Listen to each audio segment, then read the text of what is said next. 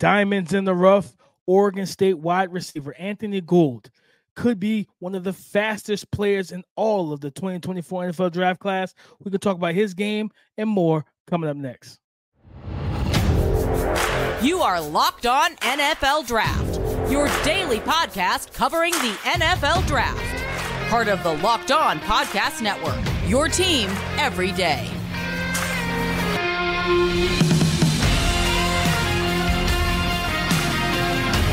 What's up, Locked On family? Welcome back to the Locked On NFL Draft Podcast, your daily podcast covering your favorite draft prospects, part of the Locked On Podcast Network, your team every day. I'm your boy, Damian Parson, always on the ones and twos. You can find and follow me on X at DP_NFL.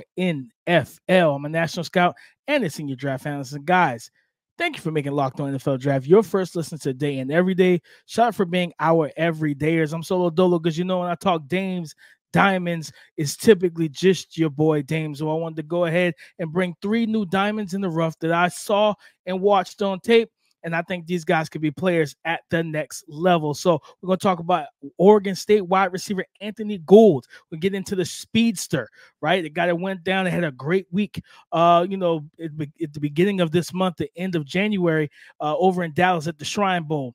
Khristian Boyd, 6'2", 320-pound interior defensive lineman that can get after the passer, but also stop the run. We'll get into that. And then running back Carson Steele out here with the hair like Thor. We're going to get into all of that, guys. Before we do that, listen, today's episode is brought to you by FanDuel. Make every moment more. Right now, new customers get $150 in bonus bets with any winning $5 bet. That's $150 if your bet wins. Visit FanDuel.com/locked-on to get started. Anthony Gould.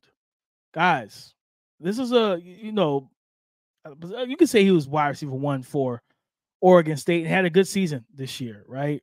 Had a good season. 47 receptions, 762 yards receiving, 3 total receiving touchdowns on the year. And this is one explosive, dynamic, and just player that's full of speed, right? Measured down, at the Shrine, he measured in at 5'8", 172 pounds, and he will be at the Combine, in a couple of weeks in Indianapolis, and I will be there. Keith will be there also. But, man, when I watch this tape, I'm going to say this, guys. He's got some Roman Wilson to his game, okay?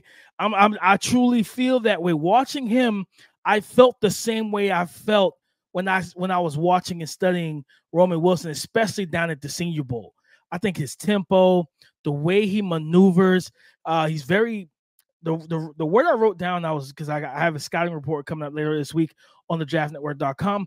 What I wrote down in my notes was intentional. I felt like every step, every movement, every angle, every lean was intentional. It had an intention to it. In terms of, if I'm going to lean into the guy, it's typically because my intention is to throw off your leverage and throw off your balance while I break back inside on an end breaker, right, on the dig route at 10 to 12 yards, right? If I'm selling that vertical, I'm selling it knowing that my intention is to snap it off at the point and work back down on the comeback route to my quarterback on the sideline. Like, everything just felt intentional with him. His first step is really, really good. And then there was a play, I forget which game it was, but he caught a wide receiver kind of tunnel screen. And the speed, guys, listen, the speed is different. This young man is so explosive, so dynamic after the catch. You have to corral him or make him have to bob and weave and be super elusive. But even then, he's a punt returner. Go back to the Shrine Bowl game. He had a long punt return for a touchdown where he hit a spin move in the middle, right at midfield, in the middle of all the bodies, spun off a defender, and then you saw the gas. You saw the speed, right? He shifted gears, and he said, taste the exhaust, all right? Taste the exhaust from the exhaust pipes, man.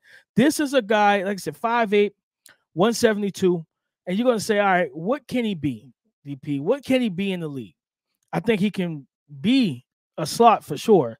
Good route runner. But I think he could be a Z receiver. And what I mean by that is look at how the Houston Texans and Bobby Slowick, look how they use Tank Dell.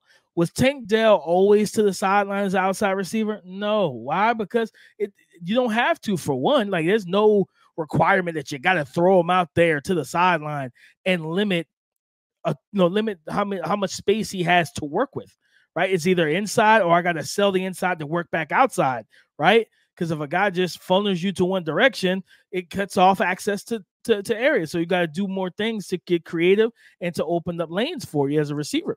So what they will do is they'll kind of put them inside the numbers, nasty splits, tight splits. But then also, like I said, I'll put them on the numbers, where when you're on the numbers and you're on the like close to the sidelines, the outside receiver, you still have a two-way go because you're not directly on the sideline, right? When you're an outside number aligned receiver. So I think you can do those things with Anthony Gould and still get some things out of him. You know who else popped into my mind as I watched him? I said, man, he can give you some of the things that Brandon Cooks gave. Brandon Cooks is what, 5'10", maybe? Maybe. Let me look it up. I'm gonna look it up right now, guys. Let me just look this up real quick, because I just want to make sure I quote this correctly. How tall is Brandon Cooks? Brandon Cooks, I'm looking at ESPN here, 5'10". Yeah, 5'10", 189. So he's got about 2 inches and almost, close to 20 pounds, like, 18, 17, somewhere in there, right? So he is a bigger frame and a little bit taller of a receiver, but still yet, man, you talk, what did he do well in terms of Brandon Cooks? Sell the vertical, those quick hitches, those stop routes, curl routes, comeback routes, those in breakers, out breakers, speed outs, things of that nature, simply because he was able to sell the takeoff, sell the vertical, run the post. He can beat you and threaten you deep. And Anthony Gould can do the same thing, but he's tough with his hands. He'll go up and try and make plays on the ball, and he will make plays on the ball. He'll lay out and dive for passes. He has that type of effort that you can't coach into a player. So for me, when you think about the inside-outside flexibility with him, now I'm not saying, again, when we say that, guys, let's be clear. I'm not saying you play him as the X. What I'm saying is you play him as a Z, but you put and maneuver him with his alignment pre-snap to where he can still have multiple exits from the line of scrimmage. Very simple to me. So again, inside-outside versatility, playing the slot, playing the Z. He could be a movement Z in terms of that guy that you put in motion, and kind of, as we saw with the Mecole Hardman, the zipper, what they call the Tom and Jerry, which is hot dog with a little bit of ketchup and mustard or whatever Andy Reid said, which was the game-winning play that they ran to beat not just the San Francisco 49ers, but last year, the same play they used to knock off. They scored twice, if I remember correctly, against the Philadelphia Eagles. So, like, you can do different things and put them in motion, put Gould in motion. But I think this is a good player. I think this is a guy that I expect him to rip up the combine and that fast track. Oh, my God. His speed on that fast track, I'm expecting some crazy numbers. And if he goes out there and tests the way he's supposed to, I know he's going to interview well. I'm actually trying to get him on the show. This is between us. I'm trying to get him on the show. I am talking to his agent. We're going through some things. But, just kind of just talking that through. But, man, I'm excited to see what this young man can do. And I think late third, probably early fourth at worst, man. Like, if he goes and does what he's supposed to do. And I honestly could see with the run on receivers too, I could see him in the third round for sure. And because he gives you his value is multifaceted, man. And like I said, you can't teach speed, but he runs routes. He catches the ball well. He's tough. And returnability, yards after catch. He could do so many different things. Guys. It's going to be a nice complimentary piece to another bigger wide receiver. But, guys, that is Anthony Gould, the speed demon, the speedster out of Oregon State. He is the first diamond off the list that is not talked about much, I'm telling you, but you better go ahead and get your checkbooks right, because that's a shining diamond. I think he's going to shine down at the Combine in Indianapolis, all right, just in a couple of weeks. But, guys, we're going to talk about Khristian Boyd, interior defensive lineman. We're going to talk about his game, what he brings to a team. He won't be at the Combine, but I don't think it's going to matter. This is a good player, and I'm going to talk about him coming up next. Get buckets with your first bet on FanDuel, America's #1 sports book.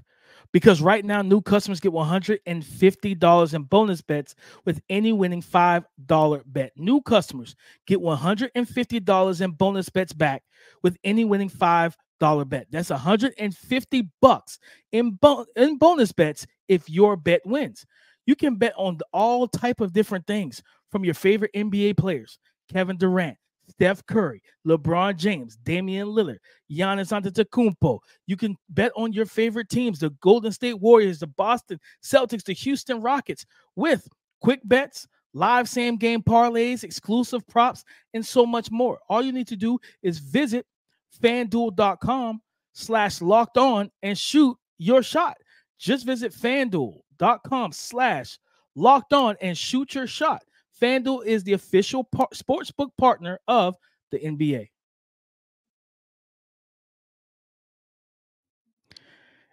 Khristian Boyd from Northern Iowa, interior defensive lineman, listed as measuring at the Shrine Bowl at 6'2", 320 pounds. This is a big, strong, but also somewhat athletic interior defensive lineman.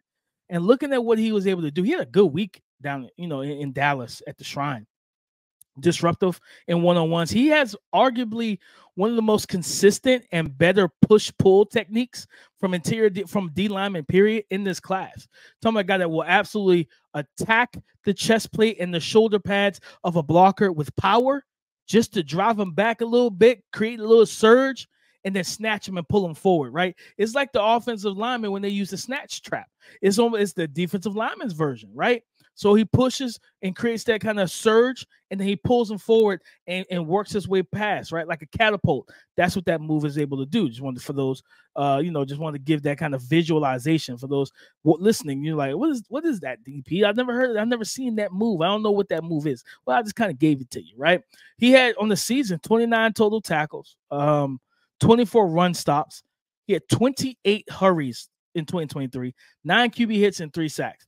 So I think for me, when you think about the interior defensive line position in this class as a whole, right? Like there's some good players, man. Like there's some good players, but there's a drop, in my opinion, after you get from you leave the Clemson guys in that third round range. You got, Tyler Davis, you got Mason Smith from LSU, who might test well and improve his stock. One of my favorite guys, Michael Hall Jr. out of Ohio State, kind of the undersized 6'2", 280-pound 3-tech, right?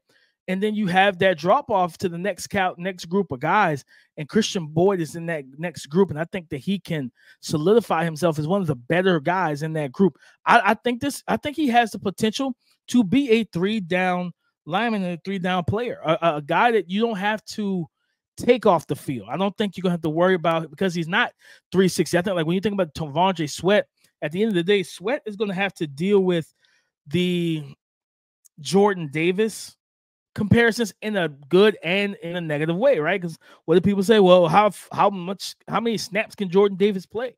Well, they're gonna ask that same question about T'Vondre Sweat because he's 360 pounds, right? So, but you don't have to worry about that type of weight with a Khristian Boyd.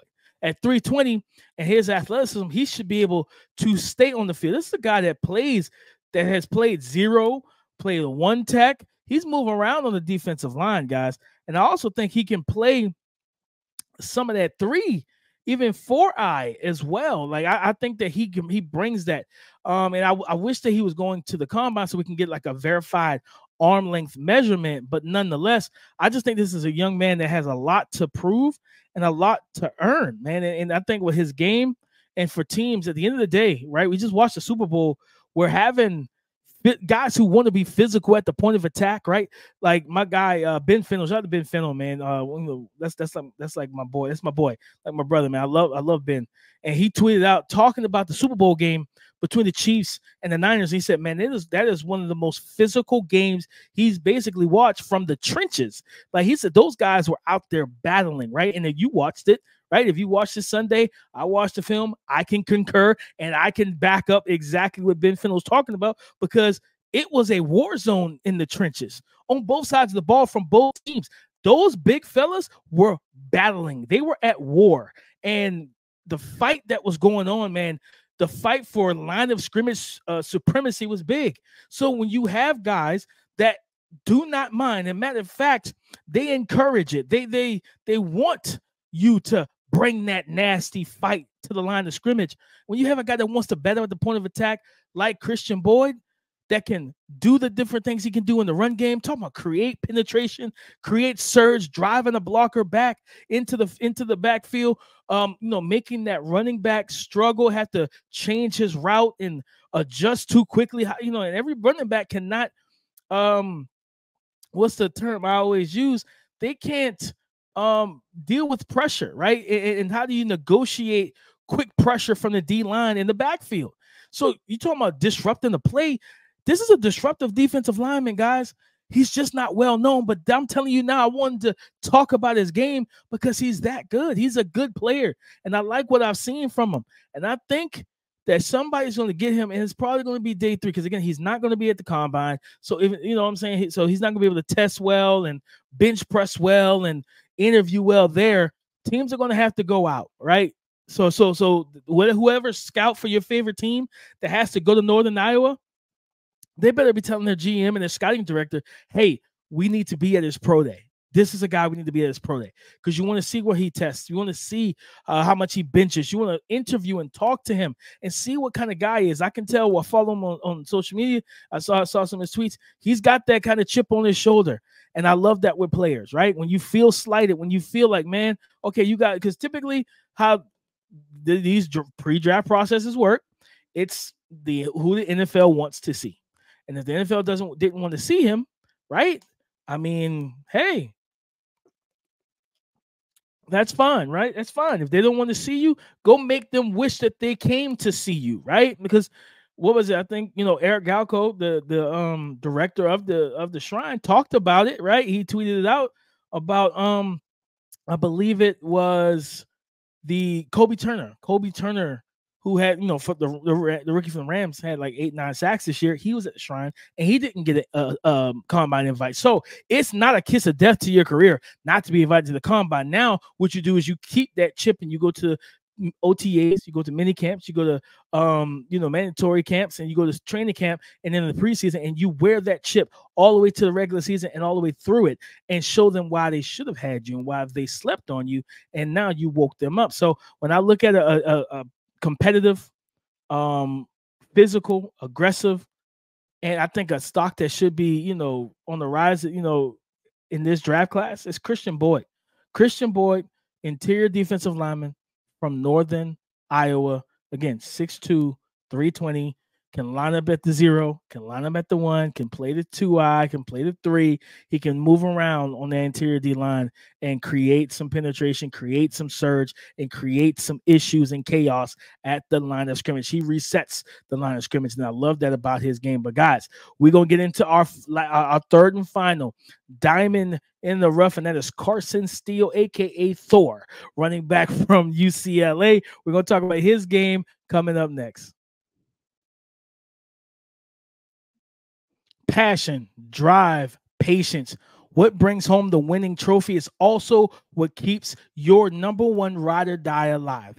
eBay Motors has everything you need to maintain your vehicle and level it up to peak performance, from superchargers, roof racks, exhaust kits, LED headlights, and so much more. Whether you're into speed, power, or style, eBay Motors has got you covered. With over 122 million parts for your number one ride or die, you'll always find exactly what you're looking for. And with eBay Guaranteed Fit, your part is guaranteed to fit your ride every time, or your money back. Because with eBay Motors, you're burning rubber and not cash. With all the parts you need at the prices you want, it's easy to turn your car into the MVP and bring home that win. Keep your ride or die alive at ebaymotors.com. Keep your ride or die alive at ebaymotors.com. Carson Steele, running back from UCLA, a.k.a. Thor. And just because he's got the hair flowing, the Goldilocks flowing out of the back of that gold Bruins helmet, man. This is a good running back and a guy that, when you think about UCLA, you think about the edge rushers, Gabriel Murphy, you think about Latu, edge one right now from the consensus, it feels like, in the 2024 NFL draft class. But again, like that's kind of where we are with it, right? Like, when you look at, what Steele brings, he's another player on this team that deserves some love. At 6'1", 225, Carson Steele, like on the season, 167 carries, 845 rush yards, 8 total touchdowns between rushing and receiving. I think it's 6 rushing, 2 receiving. This is a strong downhill runner that plays with power, but also has good open field speed, right? He's not a speed demon. He's not an explosive home run threat or anything like that. Like, he's not going to give you the Jahmyr Gibbs, the Bijan Robinson, but he could kind of be that. Could he give you some of Zach Charbonnet? I think so. I 100% think so. And again, it's going to come back to, like I said, if he's at 6'1", 220, 225, it's always going to come back to me on, all right, you talk about drafting Braylon Allen and somebody is a guy, a lot of people's RB1. Well, if you're talking about drafting him at what, 3rd round, and if I can get Carson Steele at 4th or 5th round, I'd rather take that value. Same thing with Isaiah Davis, from South Dakota State. So I like what I've seen from Carson Steele. I think he can catch the ball pretty solidly. He's got solid hands out of the backfield, but I think the patience is there. The vision's there. Looking at the numbers, guys, this is what's crazy, right? Like, this year was a little different because his touches, he transferred from Ball State. He spent 2 years there, 2021, 2022. And 2022, he had literally one carry shy of 290 carries, 289 carries, a little over 1,500 yards, 14 touchdowns, right? But he forced almost 100 missed tackles in 2022, forced 96. And then you look at what he did this year. He only forced 40, but he carried the rock a good 122 less times, on the season. This is a guy that gets over 3.5 yards per carry after contact. So he's strong, he's physical, he's also scheme versatile.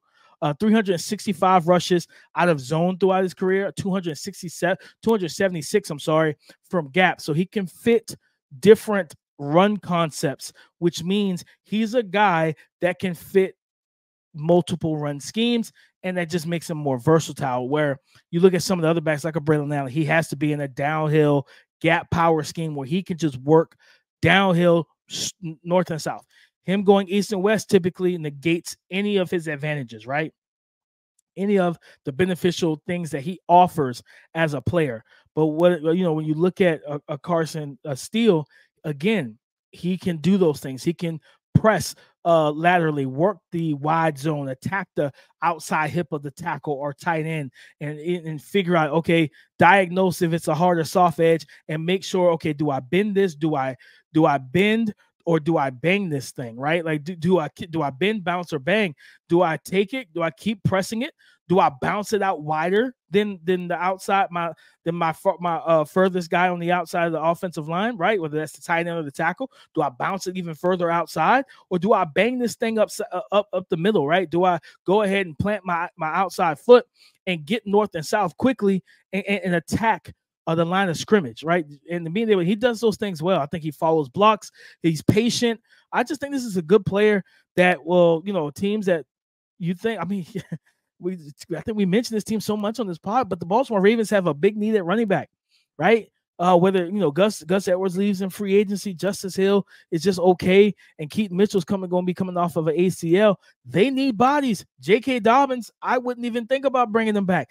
They need bodies. They need help in that running back room. I think Lamar Jackson could absolutely make Carson Steele's life easy, but he could also help and make Lamar Jackson's life easy in the traditional passing game off of play action in the drop back game. So any team that wants to be physical with the run game, man, I think they shoot San Fran.